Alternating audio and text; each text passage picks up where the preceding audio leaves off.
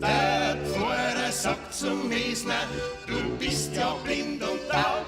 Schau rein in die Kirche, die ist ja voller Staub. Ja, freilich, sagt der Mesner, sonst war der Spruch nicht wahr.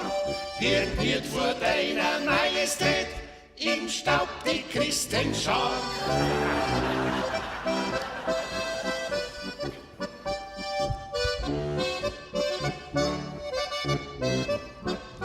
Eine Feier wird gemeldet bei uns im Birkersee. Die Feuerwehr kommt angerückt, mit dem Auto gleich recht schnell. Zwei Rotzen haben's gerettet, die in den Feier waren. Dafür haben's mit ihrem Fahrzeug 3 Weiber überfahren.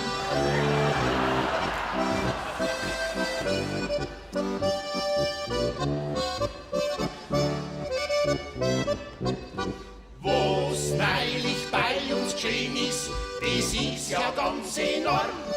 Da ist bei uns am Friedhof der Totengräber gestorben. Er war erst 50 Jahre alt, heut grabt man ihn schon ein. Wer an der neue Grube gräbt, der fällt dann selbst hinein.